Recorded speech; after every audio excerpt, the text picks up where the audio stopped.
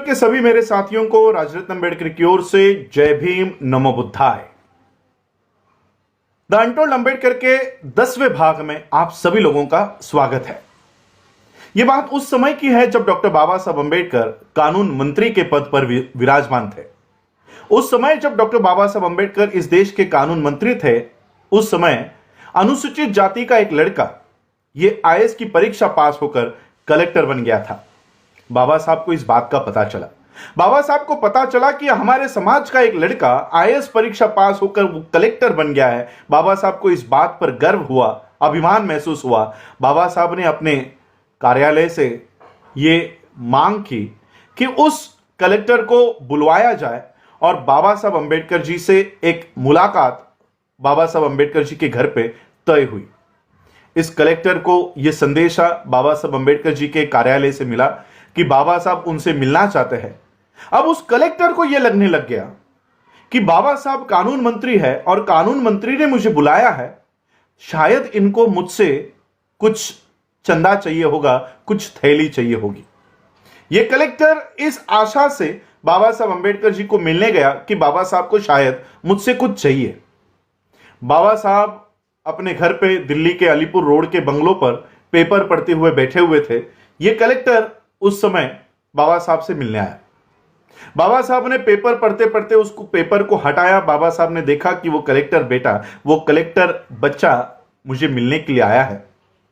बाबा साहब ने पेपर बगल में रखा और उस कलेक्टर से कहा कि तुम अब नए नए कलेक्टर बने हो।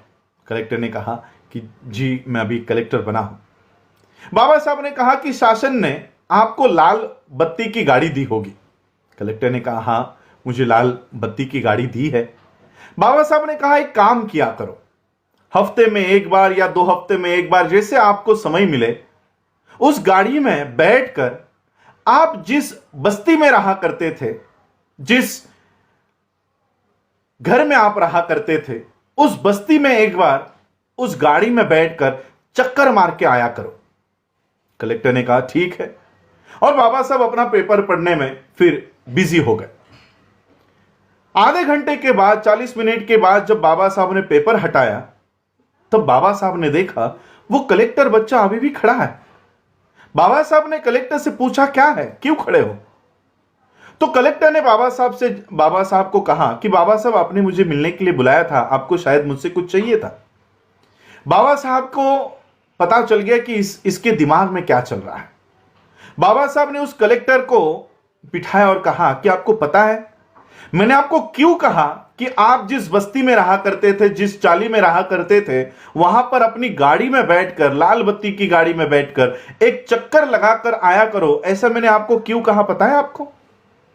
कलेक्टर ने कहा नहीं, मुझे नहीं पता कि आपने ऐसा क्यों कहा। बाबा साहब ने कहा कि जिस दिन तुम अपनी गाड़ी में बैठकर, लाल बत्ती की गाड़ी में बैठकर अपनी बस्ती में जाओगे, जैसे ही तुम्हारी गाड़ी उस बस्ती में प्रवेश करेगी, कुछ औरतें वहां पर रास्तों के ऊपर कपड़े धो रही होंगी। वो कपड़े धोते धोते तुमको देखेगी। तुम्हारी गाड़ी जैसे ही आगे जाएगी, कुछ औरतें वहां पर बर्तन मांज रही होंगी। वो बर्तन मांजते मांजते तुमको देखेगी। कोई गोबर लगा रही होगी, वो गोबर लगाते लगाते तुमको देखेगी। कोई झाड़ू मारते मारते तुमको देखेगी और यह सोचेगी कि कल तक ये लड़का हमारी बस्तियों में घुमा करता था, आज पढ़ाई लिखाई करके ये कलेक्टर बन गया। वो कपड़े धोने वाली औरत, बर्तन मांजने वाली औरत, गोबर पोतने वाली औरत, झाड़ू मारने वाली औरत, वो अपने मन में यह तय करेगी कि अगर ये लड़का अगर कलेक्टर बन सकता है, पढ़ाई लिखाई करके अगर ये कलेक्टर बन सकता है, तो मेरा बच्चा भी कलेक्टर बन सकता है। ये भावना उस औरत के दिमाग में, मन में प्रवेश करेगी और इस तरह से हजारों कलेक्टर हमारे समाज में तैयार होंगे। बाबा साहब ने यह बात उस कलेक्टर से कही। आज मुझे आप बताइए, क्या बाबा साहब के इस बात के ऊपर हमारे समाज से निकले हुए कलेक्टर क्या आज बाबा साहब की इस बात को फॉलो कर रहे हैं? हमारे बस्तियों में से निकले हुए कलेक्टर, आईएएस ऑफिसर्स, आईपीएस, वकील, इंजीनियर, डॉक्टर क्या फिर से कभी उस बस्ती में आए?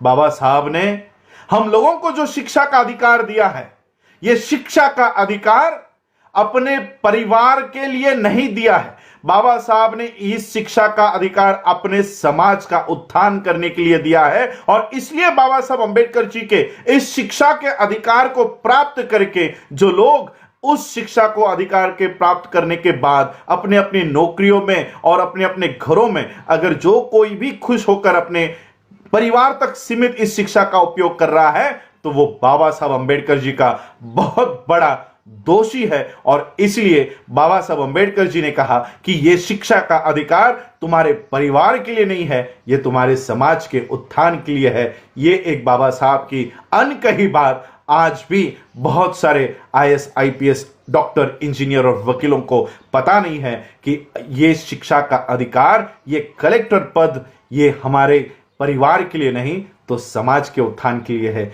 यही आज के एपिसोड में आप सबसे बताने के लिए मैं आया हूं। आप लोगों ने मुझे सुना, उसके लिए आभार। जय भीम, जय भारत, जय बुद्ध।